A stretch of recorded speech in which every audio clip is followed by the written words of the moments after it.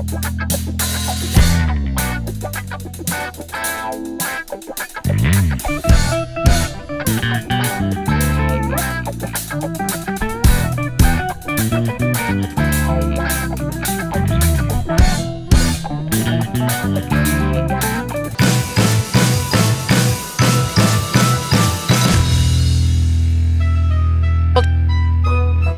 guys in World Wide Web.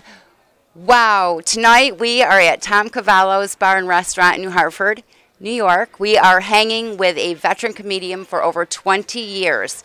He has appeared on Late Night with David Letterman and Craig Ferguson. He has a stand-up comedy show in New York City, the hysterically funny man, Andy Pitz. Thank you so much, Andy, for hanging with us. Sure. So, let me see these questions. First of all, it says, because she can't read it, she told me. I'm blind. I can barely read it. Tell us about your show. What type of comedic genre do you do? Kind of comedic. I talk a lot about life experience, for sure, right? You guys were at the show. I just take my life and put it out there. And I think that's what I'm most comfortable with now. When I started off, I was doing more like, you know, little observational things that really didn't have any life behind them. And I got to a certain point with that stuff, and then my life sort of took over my act. And it seems a lot easier now to just talk about my marriage and my daughter and traveling or like real things. Right. So I guess. Oh my God, it's funny. Thanks. We had a decent show, so the energy's flowing here. Yeah. Yes, it is. You'll probably hear several people walking out saying what a great time they had. That's why I told us to set up here, you know. See you later, man. Okay. He wasn't even at the show. I didn't think so, at least. We'll catch a couple people who were really into it. When you're not performing, being a comedian, do people expect you to be funny 24/7? That's such a good question. Yes, and when I'm not, they are very incredulous about it. And I remember sitting at a wedding for 3 hours, and at the end of the entire thing, like we were all, you know, talking, and the people that we were sitting with, and I didn't know any of them. And at the very end, this woman said, "What do you do for a living?" And I said, "I'm a comedian." And she's like, "Oh my God, I would have never have known that." And it sounds like a little bit of an insult or something, but I was thrilled because I can't stand guys that are like, "Hey!" It's like just not me. And I have, take care, everybody. Take care, guys. See you later. One of these times we'll catch people that were at the show. Yeah, I know. The person that said that was not recorded. So I wanted to relive that again. But no, I'm not funny all the time. My wife is funny. My friends are funny. My daughter's funny. I just sort of know the techniques that I need to use to make it presentable to a bunch of people who come to see a comedy show, I guess. You know? Right. For longer sets, how do you remember material? Do you keep like cue cards? I do have some stuff written down, but I can't really bring myself. I'm not supposed to bring anything up on stage because that's kind of unprofessional, and I think it takes people out of the experience of performing or the performance, I guess. But I've been doing this for a long time, so most people start with like maybe 5 minutes of stuff, and as the months and years go by, you accumulate it like, oh my gosh, I have 10 minutes of material, I have an hour eventually, and I have more than I need.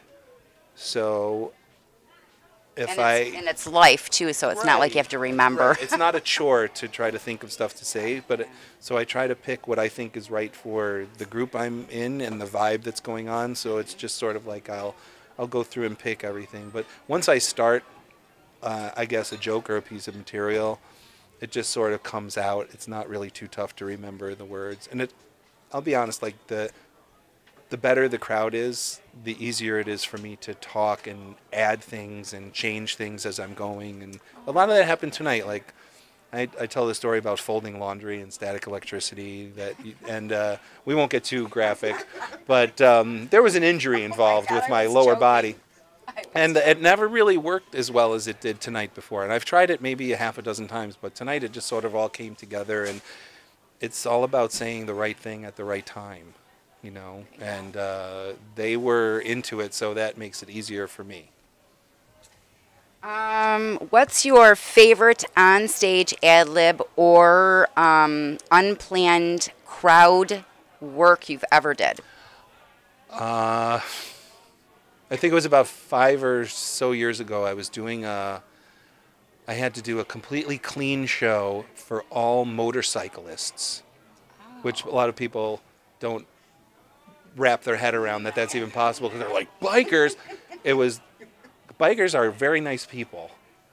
It was the CMA, the Christian Motorcyclists of America. There were 600 people at this show, and you were not allowed to swear at all. And there was a young lady in the front. She was like in the very front, and it was obvious that her dad was sitting next to her. And I mentioned that I have a joke about recently turning 40, but I was like 45 at the time. And she goes, man, you're old. And I go, what are you, like 19? She goes, I'm 17. And I go, not the first time I've made that mistake. And it got the hugest, like, I go, I'm going to be in trouble for saying that because it was supposed to be like a clean show. There was like a solid minute of laughing and clapping because it was, I guess, just the right amount of risque for them. Not too much, but you had to do a little math in your head or a little work. I'll always remember that one. Is there something that you haven't done that you still want to do as far as goals? You know, I know you're supposed to have goals in life, but I was just talking with my friend. We were having lunch, and he asked me something like that. And I think I've always been in this for the freedom that it affords me as a person. Like, I have a very light schedule as far as I'm with my daughter like every morning and almost every night. And I work on the weekends, but I'm at home a lot. So I have fantasies about, you know, doing a web series regarding my home situation, which is my 2 in-laws live in the house. And the other gentleman that I mentioned that my mother-in-law calls on the phone, I don't say this on stage, but he lives with us also. William, and he's 35. He has Asperger's. He cannot live on his own. But if I say that on stage, people just really think it's too much. Because I say the 2 in-laws live with, eventually I give away that it's not only my mother-in-law, but her partner also. And people are like, oh my God, 2 people?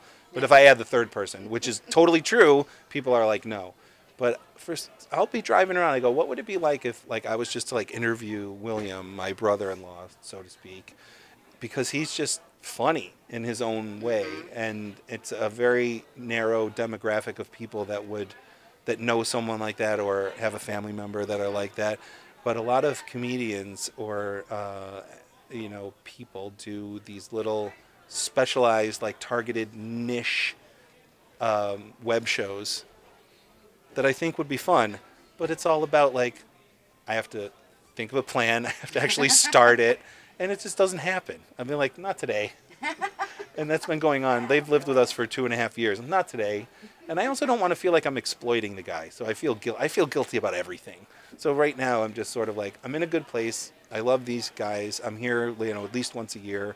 And I have a lot of other places that, thanks folks. These people are on their way in and I'm talking to them. I'm that desperate.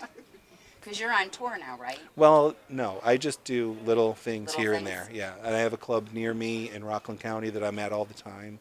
I work in New York City here and there, but I don't do extensive trips.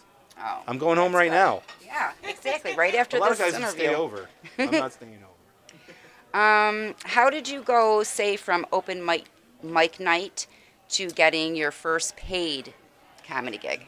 Well, I have an unusual situation. My first show I ever did, I did 45 minutes, and it was just me, and I was halftime entertainment at a restaurant that had the Super Bowl on, and it was at college at Cortland. And the guy turned off the TV and he said, "Okay, we have entertainment." And I'd never been on stage before, so I was supposed to do 15 minutes, but I obviously over prepared for it, and I did everything on my list, and it turned out to be like 40 plus minutes. And the people were so nice, like they didn't even complain about the game, or like they were laughing and everything. Like my first show was was that length. Oh, And my goodness. it's not a typical story, and I'm not trying to be boastful, I hope, but that's just what happened. Yeah. Like, I had No, that's cool. so much stuff written.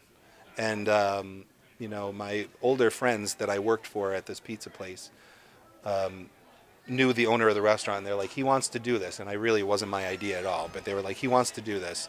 And they basically forced me to do it. So I was put in this situation where, like, thrown into the deep end of the pool almost, you know.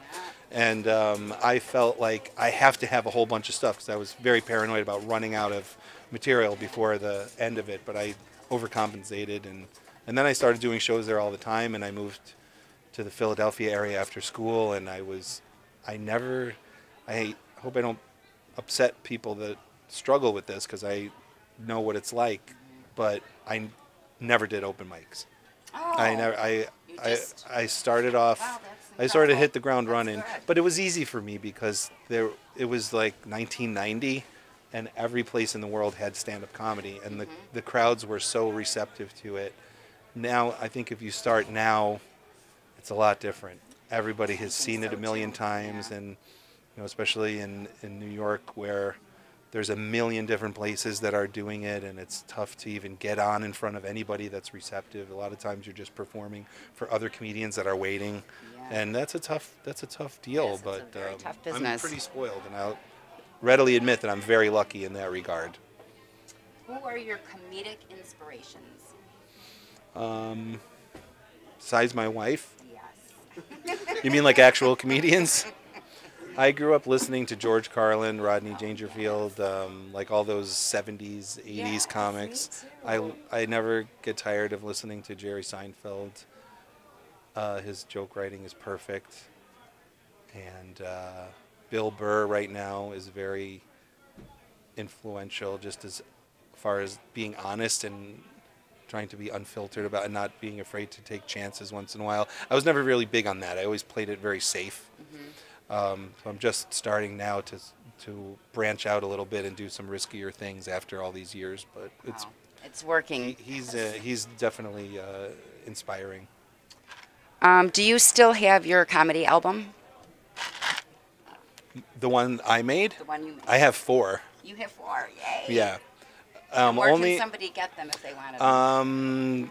my website is andypitz.com, P-I-T-Z, and there's a link that says comedy albums, and they're free. If you want to just go to the website and click on them, I have my latest 2 are posted up there, and you can listen or download them for free. Oh, that's cool. Yeah, I don't charge for the albums. I just want people to hear them and like them. Oh, that's awesome. Yeah. So you were a contestant way back in the day on Star Search. How was that? What was that like? I was telling Harry before, it was the worst. I mean, it was it was so. Oh no. I mean, Oh, geez. it's not my job to construct these shows and execute them. I'm just supposed to do the job, and I did the job I was supposed to do.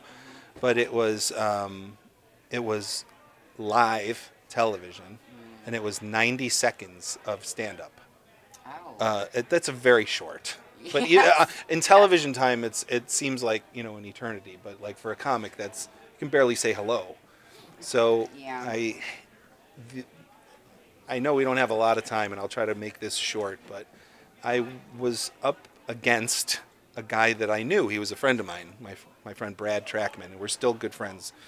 But I don't think he minds me telling this story. But he alienated a couple of the producers backstage because they wanted to switch the order that we were going to appear on the show. And it was like last minute. And they said, okay, Brad, you're going to go first, Andy, you're going to go second. And he goes, wait a minute, we've been practicing it like I was supposed to go first and Brad was second. And it sort of, he said something, and I guess they didn't like it because he went out first and demolished, like practically got a standing ovation. And he walked over, and, you know, you get judged on the show, and he, sorry, Brad, proceeded to get the lowest score in the history of the show. Oh no. It's a statistic, and it's a true fact, and I'm sorry to, you know, I've told him this story before.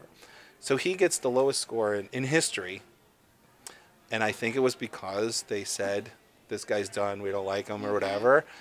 But the crowd was going crazy because they loved him, and rightfully so. Like, he was a very experienced comic. He was probably a headliner at that point. This is like 13 years ago. And he knows what he's doing. He's very funny. And he blew the roof off the place, and the judges crucified him. Oh, see you guys. God. Take care now.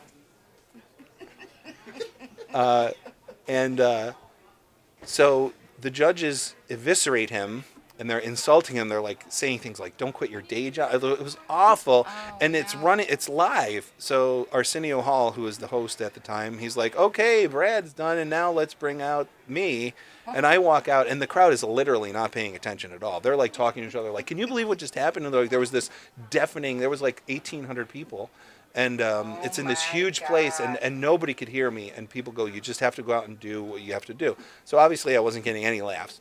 Oh, no. I did my best minute and a half of material that I had, and I got the second lowest score in the history of the show. But I beat Brad by 1, so I went on to the next round. And then what happened after that was, like, I was up against another guy who was doing jokes that I had heard when I was in high school and everything, and I lost to him. And, I was doing my own stuff, so I had this sort of self-righteous thing. I'd rather lose with my own material than do street jokes, and the long and the short of it was I was off. So, yeah, it wasn't my favorite thing, but, like, Harry and I were talking, like, these shows, a lot of people, like, they only see what they see. Yeah. They don't see what's going on behind the scenes in it, and it's sort of like, if you're okay with that, then fine. If you can do it, but I couldn't really do it. It wasn't for me. I was like, "Oh, this is kind of a bummer." I had no idea it was so corrupt. Yeah, you're right, and it's kind of intimidating too, especially when you're new, you're starting out, and they're judged. The judges, I think, sometimes are harsh. Because people love that. People I don't like that. Well, I won't even watch most those. people, you're a very sweet person, but Thank most you. people love conflict. Like, after the Star Search thing, like, I came off and they were like, "Do you have anything to say to Brad?" And I was like, "No, he's my friend." Like, what am I? He had a better set than I did, and I'm going on to the next round. It doesn't make any sense to me. And I told him in front of everybody, like, the camera's on me, I go, "You won." I go, "This guy won." I go, "I might have advanced, but he obviously had the better show." And, but that's not who they wanted to go on to the second thing. And I think that might have gotten me kicked off the second thing. Who knows? But I was talking to Harry, it's like, for better or worse, I'm my own boss, and I'm steering my own ship, and I don't really know what I'm doing most of the time, but tonight was fun. I had a good night. And It's working for you. it's just one show at a time, and I get in front of big audiences sometimes that aren't there to see me. They're just there. And I do my job, and I enjoy it a lot, but I don't like stress or pressure, or when things are really high stakes. It consumes me, and it makes it very unenjoyable. Like, I can't sleep. I get physically sick sometimes, and I try to deal with it by, doing what I do to counteract those type of things. But I didn't get into this because I like to be strung out and stressed out and striving and busting my butt all the time. Like, if I wanted to do that, I would probably work in another field. But this is kind of what I've always loved, and I'm so lucky to be able to do it, that I'm not right now putting any undue pressure on myself. And most of the people that are watching this, I'm sure you have never seen me before and have no idea who I am, and that's okay. I'm just a guy who likes to do comedy and has been doing it a long time. And I'm super happy. Like, I couldn't feel happier about it. What's coming up next for you? I didn't bring my phone, so I don't know what's going on. I think I have some kind of a show, like, at a country club next weekend on Long Island, which is more close to where I live, and mostly local things that I've done before and that I enjoy. So that's good. Yes. And where can people find you? YouTube? Do you have YouTube, your Facebook, etc.? Right. That's all on my website, andypitz.com. There's links to everything. It's very obvious how to navigate it if you want to go check it out. Free comedy albums, several videos there. Bye, guys. Thanks a lot for coming. Bye. Thank you. Great show. Thank you so much. Thank you. Yay, we got one. Well, thank you so much for hanging with us. Thank you. My pleasure. We have had so much fun. I have laughed till my belly hurt tonight, hanging with Andy Pitz. Don't forget to hit that like button, leave a comment, let us know what you think of today's show. You can also check our guest link below. Remember to subscribe, log in, and stay tuned to see who we're hanging with next. Cut.